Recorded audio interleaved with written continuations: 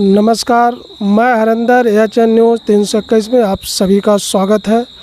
और समाजवादी गायक विजेंद्र उर्फ गुड्डू और जो विकलांग है पैर से, उनके यहाँ हम आ चुके हैं और उनसे हालचाल लेंगे। और बीच में अस्वस्थ हैं और आज आए हैं और इनसे मिलवाएंगे और पूछेंगे भी। गुड्डू जी, हमारे चैनल में आपका स्वागत है। धन्यवाद भैया जी, आपको सबसे पहले मेरा नमस्ते। और आप यहाँ आए, आपका भी स्वागत है। और आपके चैनल के माध्यम से जो भी दर्शक देख रहे हैं उन सबको मेरा नमस्कार, समाजवाद। और जो अस्वस्थ की बात आप कहें, हाँ, थोड़ा बीच में हमें पित्त की थैली में पथरी हो गई थी, तो उसका ऑपरेशन अब करवा लिए हैं। 15-20 दिन हुआ, अब आराम धीरे धीरे हो रहा है। और जो समाजवादी की बात की है आप, तो समाजवादी पार्टी के लिए मैं लगातार लगा हुआ हूँ। जो भी मुझसे यथासंभव जो भी होता, अपने गीतों के माध्यम से, अपनी बातों के माध्यम से, और जो भी जिससे मुलाकात होती उनके यहाँ अपने विचारों को पहुँचाता हूँ। जो अखिलेश यादव जी के जो विचार हैं, समाजवादी विचार हैं, श्रद्धेय नेताजी मुलायम सिंह यादव जी के, और जितने भी राम मनोहर लोहिया, पंडित जनेश्वर मिश्रा, इन लोगों के रास्ते पे हम लोग चलने वाले हैं, भीमराव अम्बेडकर जी। तो हम सभी लोगों को हम लोग समाज में जगाने का काम कर रहे हैं जो भी है, और आगे जारी रहेगा। गुड्डू जी, एक सवाल हमारा है। जी जी। जो 69,000 शिक्षक जो घेराव किए हैं केशव प्रसाद मौर्य का घर, उसमें आप क्या कहेंगे? देखिए, जो आज उत्तर प्रदेश के जो उप मुख्यमंत्री जी हैं, जो बिठाए गए, उप मुख्यमंत्री कोई पद नहीं होता है, लेकिन एक पार्टी जो उनको एक धोख की तरह बैठा दी है। तो जो केशव प्रसाद मौर्य जी हैं, उनका जो आज घर का घेराव हुआ है, तो कहीं ना कहीं ये जायज़ है। जो ये हमारे जो अभ्यर्थी हैं वो अपने हक अधिकार के लिए, ये संविधान में आर्टिकल 19 में लिखा गया है कि आप यहाँ पे सभी को अपनी आज़ादी, व्यक्ति की आज़ादी मिलती है आर्टिकल 19 में। और हम अपने हक अधिकार के लिए हम किसी से भी सवाल पूछ सकते हैं और किसी के यहाँ भी हम जा सकते हैं। तो जो ये आज घिरा हुआ है जायज़ है।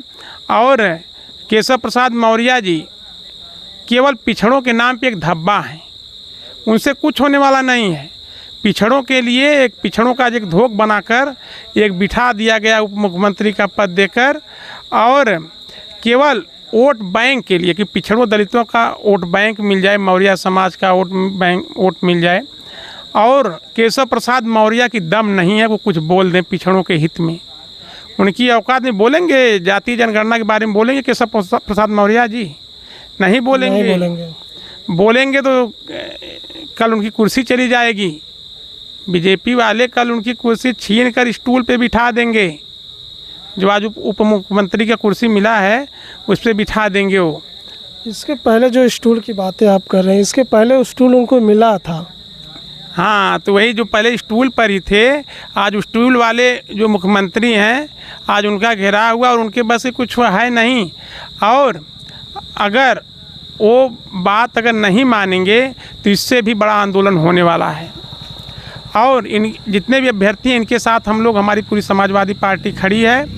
आप बताइए कि बेसिक शिक्षा नियमावली 1981 के आधार पर, और जो आरक्षण नियमावली 1994 है, इसके आधार पे ये भर्ती होनी चाहिए थी, लेकिन इस भर्ती में उल्लंघन किया गया इस नियमावलियों का। और जो 69,000 शिक्षक भर्ती में जो पिछड़ों का 27% आरक्षण मिलना चाहिए था, उसमें केवल 3.80% आरक्षण दिया गया है। और SC ST को जो 21% आरक्षण मिलना चाहिए था, वो 16.2% आरक्षण दिया गया है। तो इस हिसाब से आप अनुमान निकाल लीजिए, तो 69,000 शिक्षक भर्ती में कम से कम 20,000 से ज़्यादा जो SC ST और पिछड़े वर्ग का जो पद था, उसको बीजेपी वाले खा गए। ये लोग पिछड़े दलित की बात करते हैं, संविधान की बात करते हैं, लेकिन आज इस बताइए एकदम गला घोंट दिए पिछड़े दलितों का। संविधान की शपथ खाते हैं, ये राष्ट्रवाद की बात करते हैं, तिरंगा, घर घर तिरंगे की बात करते हैं। बताइए, इनकी विचारधारा में तिरंगा है? जो अपने कार्यालयों पे 52 साल तक कभी वो तिरंगा लहराए नहीं, केवल भगवा ध्वज लहरा, आज जो तिरंगे की बात करते हैं। तो ये सब छलावा है और पिछड़ा दलित अब सब कुछ जाग चुका है।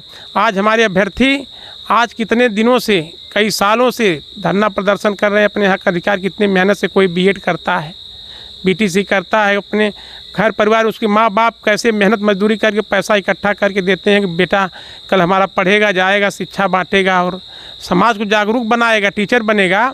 लेकिन आज बताइए उनके साथ कितना बड़ा अन्याय हुआ है। और आज़ाद भारत का सबसे बड़ा घोटाला ये जो 69,000 शिक्षक भर्ती है, सबसे बड़ा घोटाला निकल कर सामने आया है। और आज जो शान से मुख्यमंत्री जी घूम रहे हैं, बड़ा बड़ा दावा कर रहे हैं, विकास की बात कर रहे हैं, एक योजना निकाल दी है ना कि आप भाजपा का गुणगान गाएंगे तो बड़े बड़े चैनलों को ऑफर दिया गया, आपको पैसा मिलेगा। तो है जो है, हाँ, आप लोग भी भाजपा का गुण गाइए, देखिए पैसा मिलेगा और सब्सक्राइबर बढ़ेगा, व्यूज बढ़ेगा, पैसा मिलेगा। लेकिन यहाँ पे हम लोग बिकने वाले नहीं, हम लोग समाज के लिए जीने वाले हैं। और नैतिक बड़ी बड़ी बातें करते हैं जो जोगी जी, उन्हें नैतिकता के आधार पर इस्तीफा दे देना चाहिए। आज जो कुर्सी पे बैठे शर्म आनी चाहिए ऐसे लोगों को जो पिछड़े दलितों का हक अधिकार बैठे खाकर बैठे हैं। आज गायों की क्या हाल है उत्तर प्रदेश में, आप देख लीजिए। आज पुलिस भर्ती कितनी बार पेपर, आज 7 सालों से योगी सरकार प्रदेश में है, लेकिन शुद्ध रूप से एक भी भर्ती फाइनल नहीं हुई। लोग आत्महत्या करने के लिए मजबूर हैं। बताइए, घर द्वार ज़मीन पर लोन लेकर लोग पढ़ाई किए और आज बताइए वो लोन कैसे भरेंगे वो लोग। तो ये सरकार केवल लोगों को बर्बाद की है। और ये लोग कहते हैं किसी के हित ऐसी नहीं है। आप ही बता दीजिए, अब जो इस समय लड़ाई जो लड़ रहे हैं, 20,000 से ज़्यादा जो पद इनका पिछड़ों दलितों का लूटा गया है।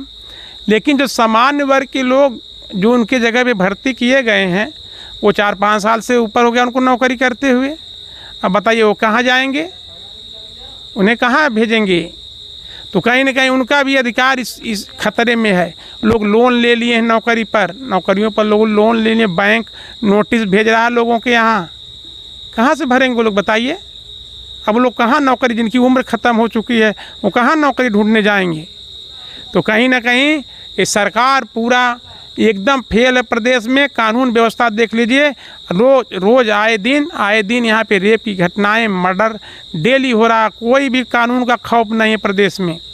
और आज जो घेराव हुआ उप मुख्यमंत्री जी का आवास, उन्हें उनकी हक अधिकार की लड़ाई, उनकी हक अधिकार की बात करनी चाहिए थी। उप मुख्यमंत्री जी को सोचना चाहिए था कि यहाँ पर ये लोग क्यों आए हैं। ये पिछड़े समाज के, हमारे समाज के लोग हैं, लेकिन उनको उपहार स्वरूप उनके ऊपर पुलिस डंडा चलाई है। आज न्यूज़ खोल कर देख लीजिए आप, उनका डंडा से स्वागत किया गया है। यही पिछड़ों दलितों के नेता हैं केशव प्रसाद मौर्य जी। और पिछड़ा दलित जान चुका है, इस बार 2027 के चुनाव में आप देख लीजिए, केशव प्रसाद मौर्य हों या बीजेपी किसी को भी चेहरा सामने कर दे। मध्य प्रदेश में मोहन यादव को लाए ना, वो उत्तर प्रदेश में भी किसी यादव को खड़ा कर दें। वो देखिए क्या कोई यादव अखिलेश यादव को छोड़कर कोई एक यादव कहीं पे जाने वाला नहीं है। यादव की बात आप छोड़ दीजिए, पूरा पिछड़ा दलित अल्पसंख्यक समाज, सामान्य वर्ग, इस बार सभी लोग साथ हैं। सभी लोग कह रहे हैं कि ये योगी सरकार पूरा सभी का हक अधिकार मार कर बैठी हुई है। केवल ये लोग सत्ता के लिए बैठे लोगों को मूर्ख बनाकर मंदिर मस्जिद और हिंदू मुसलमान के अलावा कोई इनके पास मुद्दा नहीं है।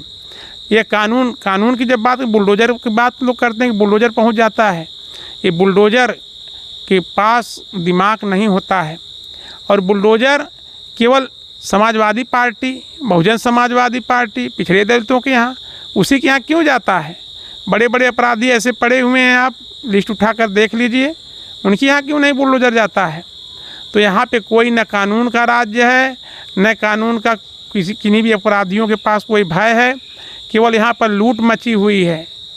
बताइए, हीरे पे 3% GST है, शिक्षा पे 18%। इन लोगों का नारा है बेटी पढ़ाओ, बेटी बचाओ, बेटी पढ़ाओ, सभी लोग पढ़ें, घर घर जल की बात ये लोग करते हैं। गांव में जितने भी चक्रोट रोड था खान के सब बेकार करके रख दिए लोग। तो कहीं पर एक भी विकास अगर आपको दिखाई दे रहा हो तो आप बता दीजिए।